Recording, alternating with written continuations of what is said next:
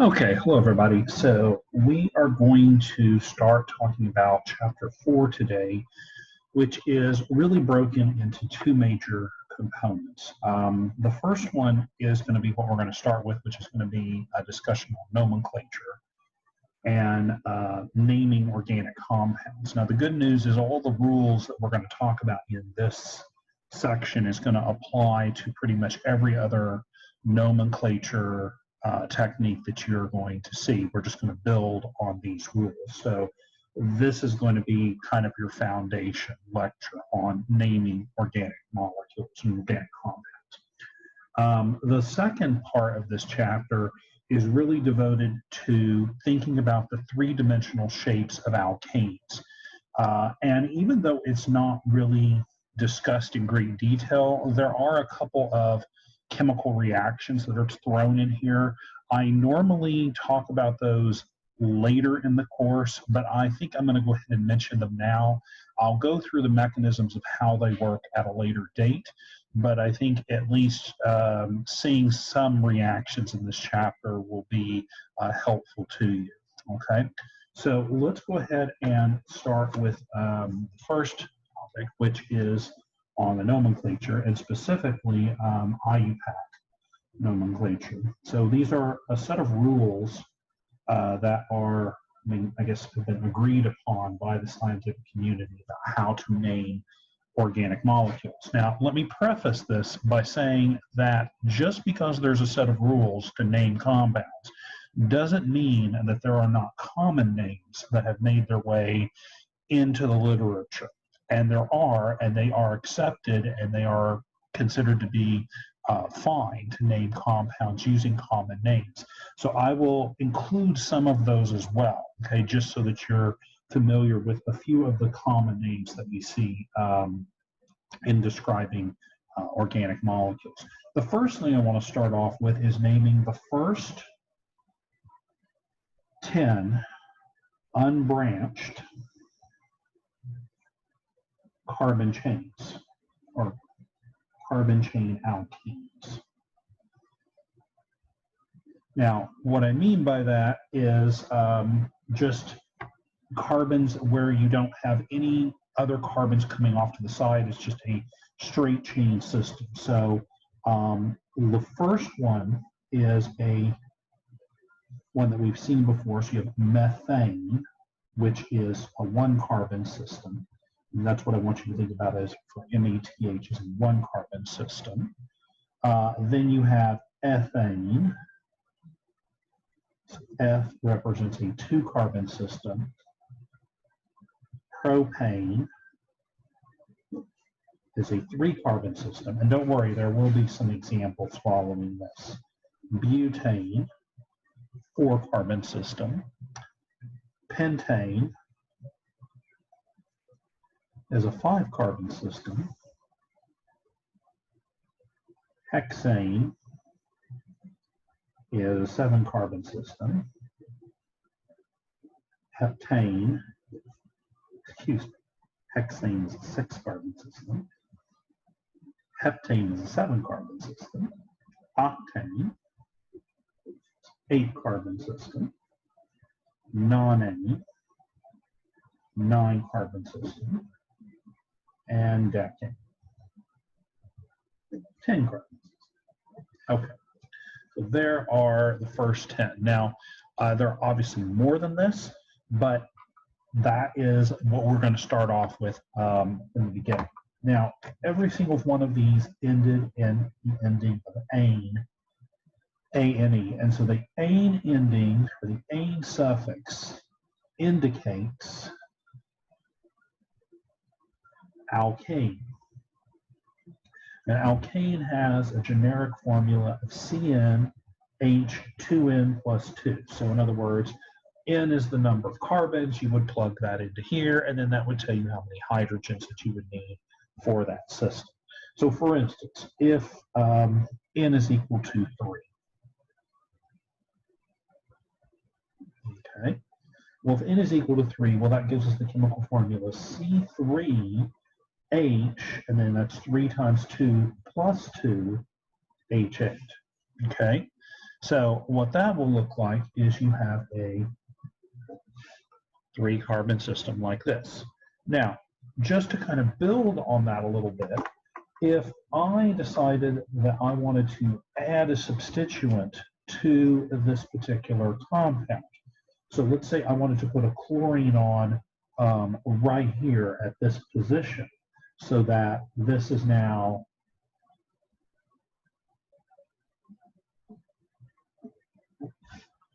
looking like that. Okay, and that has the chemical formula C3H7Cl, so we removed the hydrogen and added chlorine. Okay, well, we have to account for this chlorine here. Okay, so if this compound's name is propane, well, then this is going to be chloropropane. Chloro is the abbreviation we use for halogen. Now, the problem is that there is another compound that has the chemical formula C3H7Cl, and it is this one. And that compound, you could also get away with calling that chloropropane. So the problem with the name chloropropane is it's not good enough. It's not specific as to which one of these isomers we're talking about. So the way we make that distinction is through numbering. And so you always number in such a way that you give your substituents the lowest possible number. So in this case, I would start with this is carbon number 1. And in this case, it doesn't really matter, okay, which way I number, because you're going to always end up with the chlorine on carbon number 2. So that makes this 2-chloropropane and this 1-chloropropane. And you indicate it just exactly like the way I did there with a number and a dash next to the name. Now, just to further complicate matters, there is also a third or another way to name this compound right here. It has a common name. So anytime you see this type of system where you have a 3-carbon branch and you have something coming off of the second carbon, this is referred to as an isopropyl group, an isopropyl group. So another name for this compound would be isopropyl chloride. Okay, and I know that sounds kind of contradictory now. We're kind of naming this as if it were ionic, and it's not. But this is, again, a common name that is considered to be acceptable. Okay, and you generally do that whenever you include this side chain, and this is commonly used, this isopropyl. Okay, so now to further muddy the waters a little bit, if we go to n is equal to 4. Okay, that's going to be a compound where you have C4H10, and that is going to be a 4-carbon straight chain system like this, and we would name that butane. So the same kind of rules apply here. You could potentially have the chlorine, again, coming off of the first carbon. All right, and if you wanted to name that compound, you would name it 1-chlorobutane. Chlorobutane is all one word, no spacing. And again, the numbering would, of course, start here. Now, likewise, if I had put the chlorine on the other side here, it would not be 4-chlorobutane, okay? It would still be 1-chlorobutane, all right? Now, if I want to, let's say, put a substituent at the second position, carbon number 2, here, well, obviously, giving the chlorine the lowest number, this would be 2-chlorobutane. Now, whenever you see a chlorine that is coming off of the second carbon here in a butane system, this position right here, this is a secondary, okay, carbon, okay, that's a secondary alkyl halide. So we refer to this also, this is another common name, as a sec-butyl. SEC-butyl, sec-butyl chloride, sec for secondary. All right, and there is a space between L and C. Now, there's also another possibility to consider here, and that is if the chain actually branched, at one point. Now, this is no longer a straight carbon chain, and if you wanted to name this compound, you could go, all right, well, I've got a substituent here at 1 and at 2 and at 3. Obviously, you want to number it that way because you want these to have the lowest possible number. And just so we are clear, these groups are always numbered in such a way if they all have the same priority so that the sum of all the numbers is the lowest possible number. So if you had numbered it the other way, let's say, that would be 2 and 3, which would be 5, versus 1 and 2, which adds up to be 3. So that's, again, why I'm choosing to number it that way. Okay, so if I wanted to name this a systematic name for that, well, now I have two functional groups to worry about. I have a chloro group, and this group coming off of the side here is now coming off of this 3-carbon chain. So this guy right here, this CH3, is its own substituent, okay? And it is a methyl, okay? Again, meth for 1 carbon, and il for that it being a substituent. And the last thing to consider here is which one of those would go first in the name. And the rule is if they all have the same priority, substituents will be alphabetized. So C before M. So you would start with the C. And so the name for this would be 1-chloro -2-methyl propane. Okay. Now, even though this is technically a 4-carbon system, because that methyl group is coming off as a branch, okay, I can't name it systematically like that because the system is always based on the longest carbon chain. So an alternative to this is to recognize that, hey, well, I saw something like this a moment ago, okay, that was an isopropyl group. And so if you include that extra carbon right there so that it goes out to 4, this is referred to as an isobutyl chloride. Isobutyl chloride, which is another accepted name. All right. And I know I'm throwing a lot of stuff at you, and I will tidy all this up in a minute, but I just want to kind of give you guys some things to think about before we start going into all of the written rules. There is also another isomer here to consider of butane that is worth noting, and that isomer would be something like this, okay, which is also another 4-carbon system, okay, as well, but obviously now you have quite a bit of branching here. Okay, so try your hand at naming that systematically. What do you think would be the name of that? Okay, now the trick here is you want to be careful that you're not always drawn. I know our eyes are generally drawn to what's different, and so this is, oh, okay, you may think this reads numbering right here at 1. But that isn't right.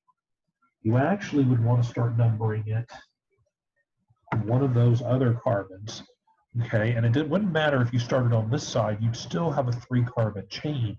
And so in this way, it doesn't matter which way you number it, the chlorine is always going to be at the number 2 position. And again, you get an extra carbon when you number it this way. So be a little bit careful about that. And there's also a methyl group here too to contend with. So we have a methyl again, we've got a chloro again. So if we had to name this compound, which would come first? Chloro, C before M. And so that would be 2-chloro-2-methyl propane. Now, in this case, kind of a common name for this compound, okay, if I go and redraw it again, is to recognize that this carbon right here is a tertiary carbon, meaning that it has 3 other carbons attached to it. And so we refer to this compound as tert-butyl space chloride, tert-butyl chloride, which is going to be a lot more common than the systematic name. But again, that I think is a good, good thing to kind of think about. All right, now, one other system that I would like us to look at, which deals actually with a pentane system. There are not a lot of variants for pentane.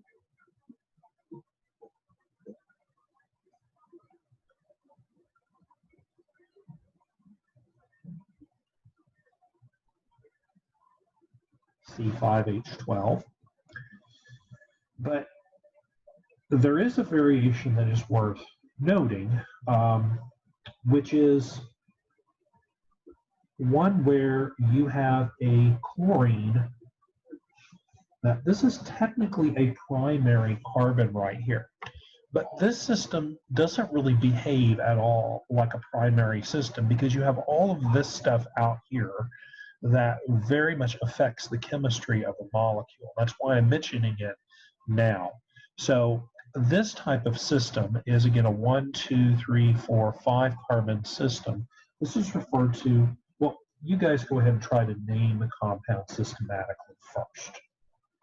Now, this one is a little bit different. There's a little bit more going on here.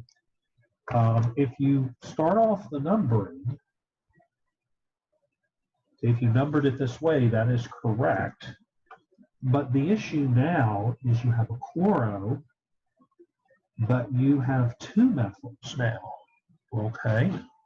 And so whenever you have 2 of a substituent, doesn't have to be attached to the same carbon, just 2 of the same thing in the whole molecule, that's part of the name, that is referred to as a dimethyl. Now, the naming does not use di, okay? None of these prefixes as far as di and tri will be counted in alphabetizing. It always goes back to whatever the substituent was, which in this case is methyl. So if you wanted to name this compound systematically, it would be 1-chloro-2,2-dimethyl space propane. Excuse me, no space. all one word. That dimethyl propane. That would all be the same. Now, again, that is a mouthful, but the alternative here for naming this way is to recognize that you have a branching coming off of this one carbon. You can kind of see that this is it looks kind of like one of those tert-butyl groups that we saw a moment ago. This is what's referred to as a neopentyl chloride. Now, this is something I don't normally talk about in the lecture in class and just don't have enough time, but I felt like it would be worth mentioning here in an online format because that is a compound that is talked about in the homework occasionally, and I wanted to bring it here. Okay, so now let's go ahead and try our hand at another example here. So let's say we had a compound that looked something like this, and you wanted to name that. Okay, so if you want to try your hand at that now, you can pause the video and come back. Or just wait. Okay. Now, in numbering this, okay, you have several options here. One is just probably the most obvious, is this 7 carbon. But then an alternative would be to number it like this in purple, which would also be 7 carbons. And so which one will it be? Now, whenever you are faced with this conundrum, okay, always choose the numbering to give the smallest carbon branches.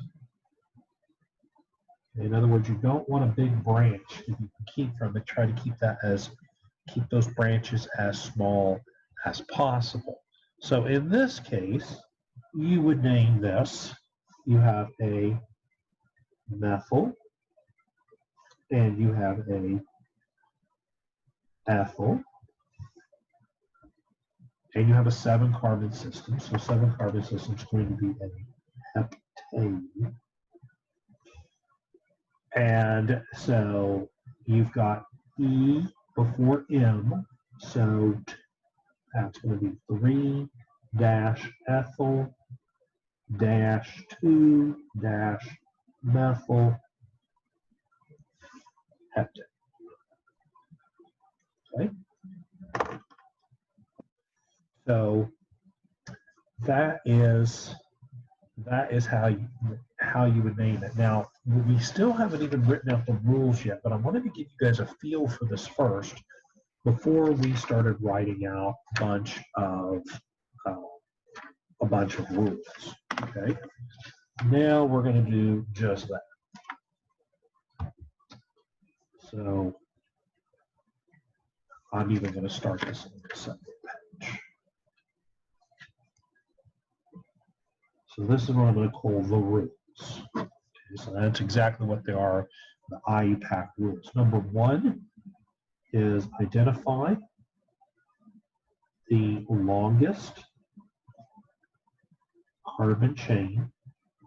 The longest carbon chain is called the parent chain, by the way. So the longest carbon chain is also known as the parent chain. 2, identify all of the substituents coming off the parent.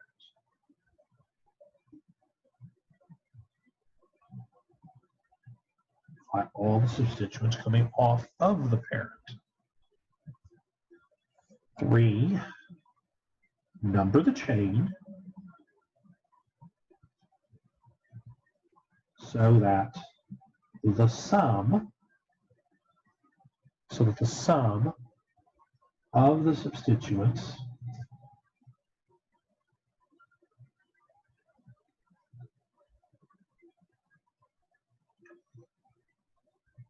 are the lowest possible number.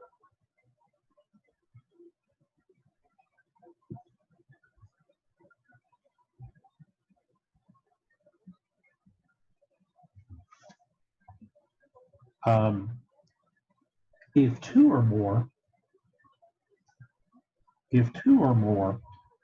side chains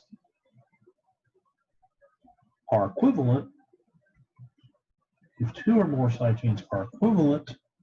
or in equivalent positions, I should say,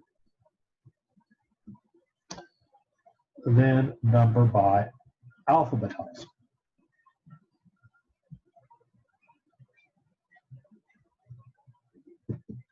Like I said, we'll have examples of all of these in just a moment. Number 4,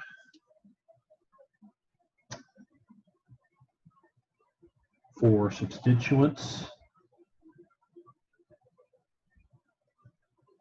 that occur more than once,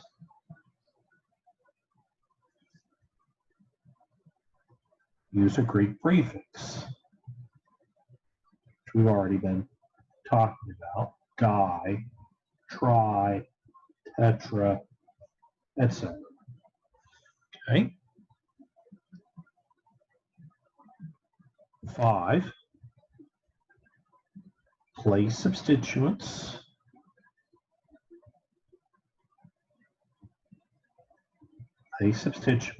at the front of the name in alphabetical order.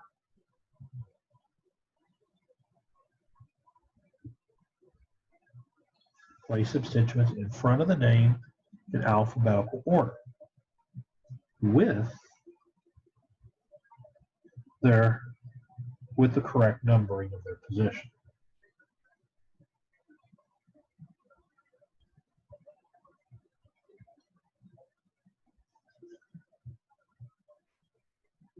Okay. And only use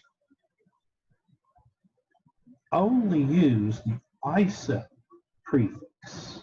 Only use the ISO prefix for alphabetizing. So it's like I said earlier, the die, the try, they don't count. Okay, only use the ISO. So isopropyl, you would use the I. Isobutyl, you would use the I. Okay. 6.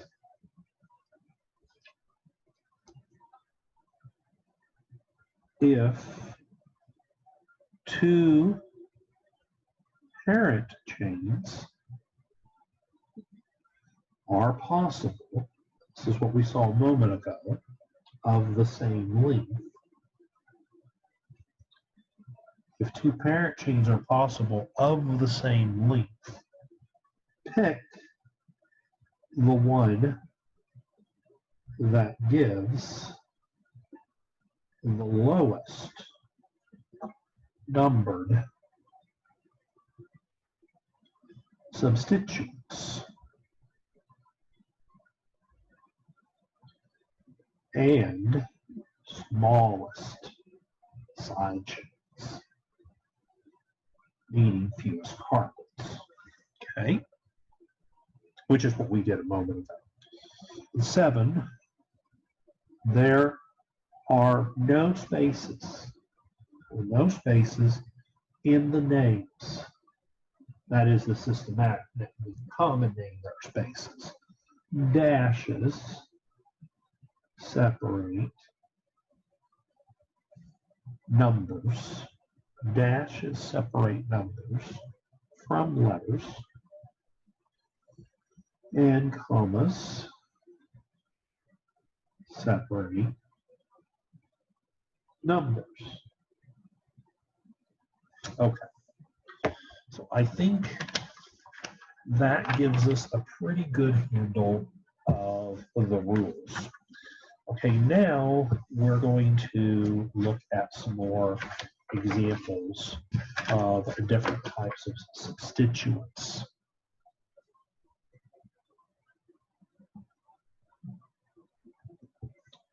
So we've already seen halogens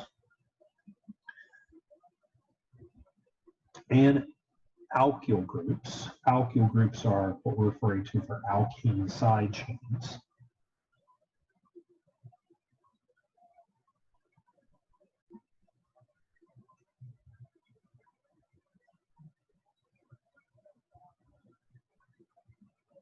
So halogens and alkyl substituents have the same priority.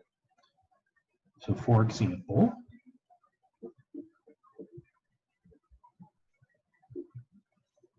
if we wanted to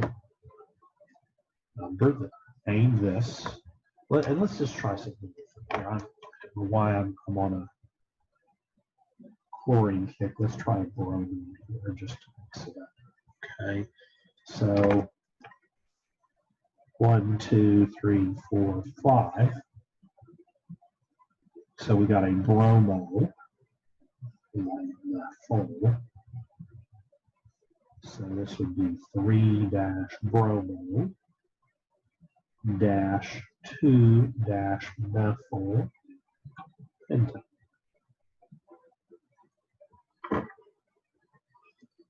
Okay.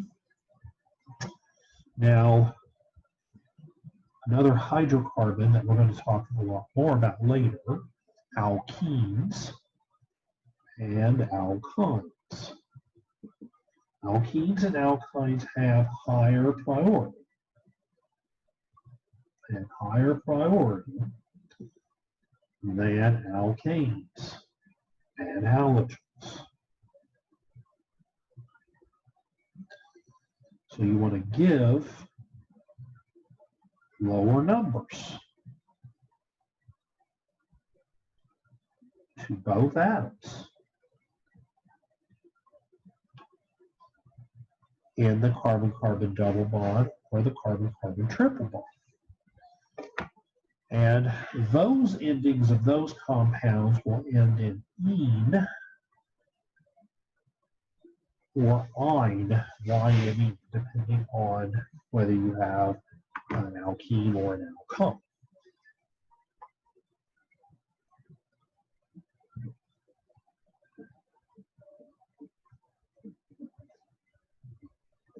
Okay, so if you were going to try to name this, okay, the dangerous thing to do is to think about these substituents here coming off the side, because we are used to numbering left to right. But in this case, since you have a double bond, you would want to number it the right to left way to give the lowest possible numbering to the alkene. So in this case, the name of this compound would be, you have two methyl groups, so 5,5-dimethyl. And then to indicate where the alkene is, you always use the lowest number that it starts with, which will be a 1 in this case. So 1 dash hexene. -1 dash hexene. Now, there's an alternative way to do this, and this is also acceptable, which is to nest the number into the parent chain where the substituent is. And this is also quite commonly done. So 5,5 dash dimethyl hex -1 dash ene. Sometimes it is necessary to do that depending on the system. All right.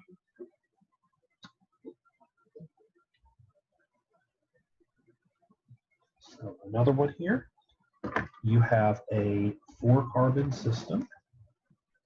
So you guys get the idea here. 1, 2, 3, 4.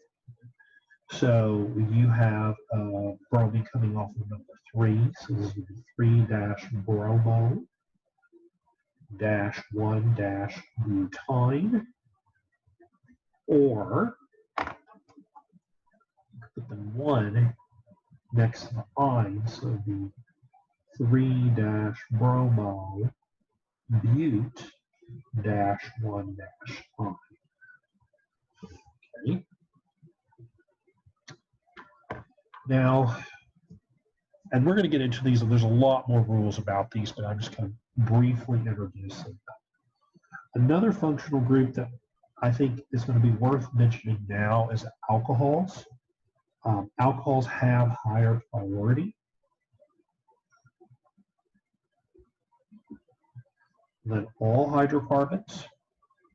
So it doesn't matter if it's an alkene or an alkyne or an alkane, alcohol trumps all of that. And it has an ending of all, OL, suffix. Okay. So we'll look at a couple of examples here.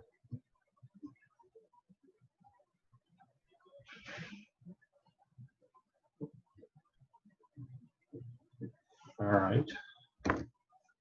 Now, again, the danger is to try to start on one of the terminal carbon ends and to ignore the alcohol, which definitely needs to be your number 1 carbon to start with here, and go from there, as that will provide a 7-carbon chain. Okay, and I went a little too far with this one here. That. My apologies. This is supposed to be symmetrical on 5. So if you were going to try to name this, you now have 2 substituents to contend with. You have a methyl, and you have a 2-carbon ethyl, and a 7-carbon alcohol. So we'll deal with the alcohol here. So we've got, this is a 1-heptanol, so 7 carbons. And then you've got E before M, so it's going to be 5-2-methyl-1-heptanol. Sorry, I got kind of decided to crowd it. I wanted to put another example in there, but I'll write it out. 5-ethyl-2-methyl-1-heptanol. Okay. And one more here to mention is if you do have an alkene and an alcohol in the system, you would still give the alcohol lower number because it has higher priority. So in this case, this is a butene and an alcohol. So it's a butenol. So you have an alkene at the number 3 position. So this is 3-butene, okay, -1-all. 3-butene-1-all. Okay, and that's what I was telling you about the nesting of the names. All right, so I know I've debated about doing this, and I think what I'm going to do is I'm going to go ahead, I am going to push on, and if you're tired, you can go ahead and just pause the video now, but I want to do all the nomenclature for this chapter right now. So the last set of groups that I want to talk about are the cycloalkanes.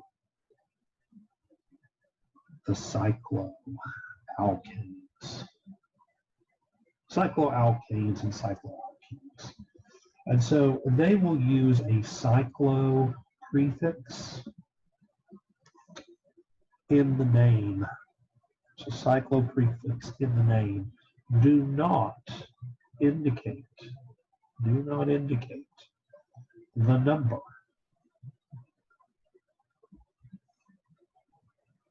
of an alkene or alcohol on a ring, because it is understood, okay, if that is the highest priority system. Okay, so for instance, if you had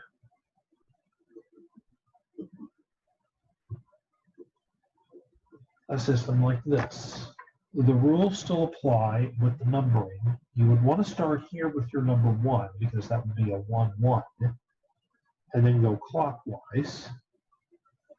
So that would be a 1-1-3. That's going to be your lowest number set that you can have. This is a dimethyl. This is an ethyl. And this 6-carbon system is a cyclohexane. So the way you would name this would be 3-ethyl-1-1-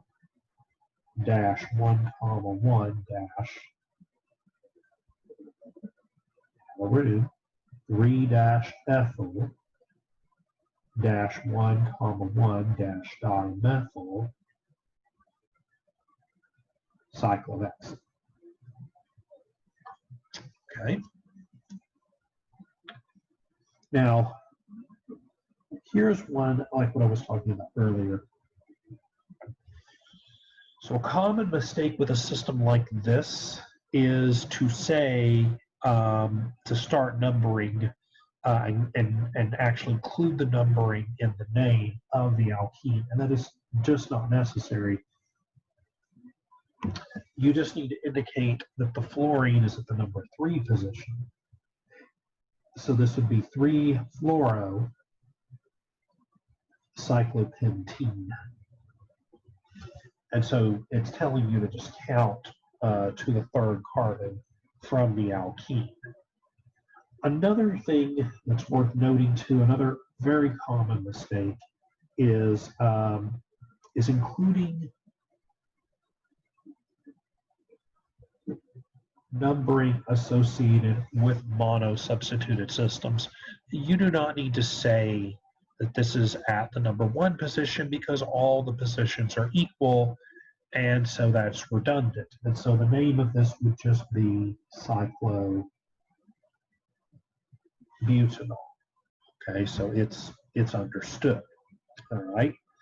Now, if you did put another substituent on here, like you had a methyl group here, well, then you would need to indicate that this was, the methyl was at the number 2 position, and that would become 2-methyl